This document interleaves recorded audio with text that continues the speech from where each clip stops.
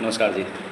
तो जैसा कि आप लोगों की मिड टर्म या अगर आप स्टूडेंट लाइफ में हैं तो आपको सबसे पहले एक टाइम टेबल को बनाना आना चाहिए। आज हम बात करेंगे कि आपका क्या टाइम टेबल शेड्यूल होना चाहिए स्कूल लाइफ में और किन चीज़ों को आप ध्यान देंगे कि टाइम टेबल के लिए कौन-कौन सी बातों को ध्यान रखा जाना चाहिए। स्कूल लाइफ में हैं, आप स्कूल भी जा रहे हैं या कॉलेज जा रहे हैं, तो पहले हम स्कूल वालों की बात करेंगे, आज स्टूडेंट्स की बात करेंगे। स्कूल लाइफ में देखो क्या होता है कि वैसे तो आपका शेड्यूल बहुत लूज़ टाइप होता है, लीनिएंट रहता है कि हाँ, हमें फ्लेक्सिबल रखना है लाइफ को। बट लेकिन आप इस चीज़ को ध्यान दीजिए कि एग्ज़ाम टाइम है, जैसे अभी मिड टर्म चल रहे हैं या अभी आपके एग्ज़ाम आने वाले हैं, आपके फाइनल टर्म के एग्ज़ाम आएँगे, तो उस बीच टाइम टेबल पे आप ज़्यादा ध्यान देंगे क्योंकि टाइम टेबल बहुत इंपॉर्टेंट टास्क होता है आपके उस टाइम पीरियड में, सिर्फ उसी टाइम पीरियड में जिसमें आपको एग्ज़ाम के टाइम पे फोकस करना है। तो जैसे कि हम बात करेंगे कि टाइम टेबल के लिए आप सबसे पहले अपने सोने के टाइम को थोड़ा कम करिए क्योंकि कहते हैं कि थोड़ा कम सोने पर कुछ नुकसान नहीं होगा, बहुत कुछ मिल जाएगा। तो आप ऐसा करें कि एक अपना सोने का टाइम थोड़ा 6 आवर तक लेके आइए, साढ़े 5 घंटे या 6 घंटे तक लेकर आइए। उसके लिए आप क्या करेंगे कि एक अपने घर में किसी को बोल दीजिए क्योंकि अलार्म से अच्छे-अच्छे नहीं उठ पाते, वो भी स्टूडेंट्स तो खासकर नहीं उठ पाएँगे।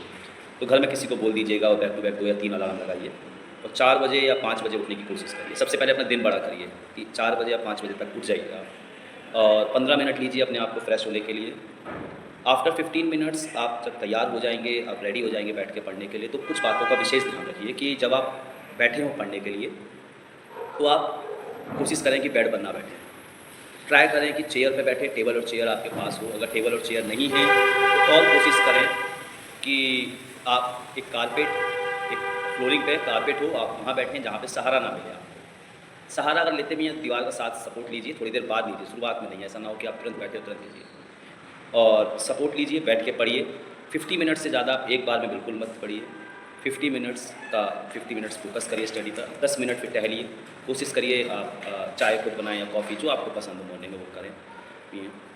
फ्लेक्सिबल थोड़ा छजली पर जाइए, बालकनी में जाइए, हवा लीजिए, ठंडी हवा लीजिए। 10 मिनट का ब्रेक लीजिए, 50 मिनट से ज़्यादा एक बार में बिल्कुल ना पढ़ें। और वो चीज़ पढ़ें जो बिल्कुल फ्रेश स्टार्ट कर रहे हों, बिल्कुल ऐसा ना हो कि आप बोरिंग सी चीज़ ले लें जो पहले पढ़ा हुआ है, तो आपको मन नहीं लगेगा। फ्रेश स्टार्ट वाली सब्जेक्ट पढ़ें, कोई भी जो सब्जेक्ट आपका फेवरेट हो। उसके बाद आप मॉर्निंग शेड्यूल 6:30 तक पढ़िए, उसके बाद देन स्कूल के लिए रेडी होइए और फिर देन स्कूल जाइए। 2 ढाई 3 बजे तक आप घर आ जाते हैं, रेस्ट करिए। 2 बजे जो बच्चे घर आ जाते हैं, सवा 2 बजे तक, तो उनके पास 3 बजे तक का टाइम होता है रिलैक्स करने के लिए। जो बच्चे लेट आते हैं वो थोड़ा 15 आधा घंटा रिलैक्स करें। 3 साढ़े 3 से आप पढ़ने बैठ जाइए। और ये ट्यूशन नहीं जाते हैं, मैं उनकी बात कर रहा हूँ। जो ट्यूशन जाते हों वो फिर अपना टाइम टेबल थोड़ा-सा आपको मैनेज करना पड़ेगा। क्योंकि आपको ट्यूशन जाने वालों से थोड़ा-सा बीच में जो गैप होता है क्योंकि आने-जाने में टाइम खर्च होता है, उन चीज़ों का भी ध्यान रखना होगा। तो आप ट्यूशन अगर नहीं जाते हैं तो आप ये देखें कि आपको 3 बजे से लेकर 6 बजे तक कोशिश करिए पढ़ने की। इस बीच में 10-10 मिनट का ब्रेक लीजिए, कुछ स्नैक्स वगैरह जो इवनिंग स्नैक्स होते हैं वो खाइए।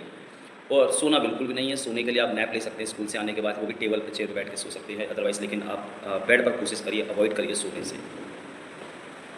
देन 6 बजे के बाद आप फ्रेश होके फ़ील कर गुड कहूँगा आपको, अगर मेरी स्क्रीन पर देख पा रहे हो आप। तो जिसमें दिखाया गया कैसे एक चेकलिस्ट बनी हुई है, एक लिस्ट है, एक साइड में कॉलम बनाए हमने, उसके साइड में आप 3 लाइन खींचिए, 3 लाइन ड्रॉ करिए। Then reading 1, reading 2 and reading 3 और उसके बाद आप हर रीडिंग के बाद आप उस चैप्टर पे टिक करिए कि जो आपने रीड कर लिया है। फर्स्ट रीडिंग में जस्ट आप एक गो थ्रू कीजिए कि क्या-क्या पढ़ना है, मेरे को पॉइंट से हाइलाइट करने हैं, वो रीडिंग पे हाइलाइट करिए बस फर्स्ट रीडिंग में। सेकंड रीडिंग में आप ये कोशिश करें जो पॉइंट्स आपने हाइलाइट करे सिर्फ उन्हीं को पढ़ना है और कुछ नहीं पढ़ना।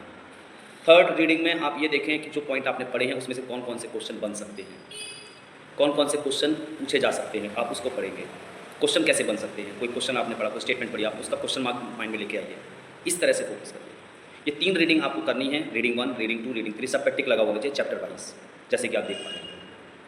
वहीं इसके साथ-साथ आपको फाइनल रीडिंग का जो कॉलम होगा वो आपको पेपर से 1 दिन पहले पढ़ना होगा। तो ये आप एक बार करिए कोशिश, इस तरह से बनाइए अपना शेड्यूल, इस तरह से कोशिश करके देखिए। नहीं हो पाता है, कोशिश होगी नहीं कर पाएँगे आप, एक बहुत डेडिकेशन चाहिए, बहुत मोटिवेशन चाहिए इस काम को करने के लिए। तो बट पेपर हैं तो करना पड़ेगा, ठीक है? कोशिश करिए, अपने घरवालों को बोल दीजिए, अपने दोस्तों को बिल्कुल शेयर मत करिए कि आप ये टाइम टेबल फ़ॉलो कर रहे हैं और best of luck for your exam, अच्छे से करिए।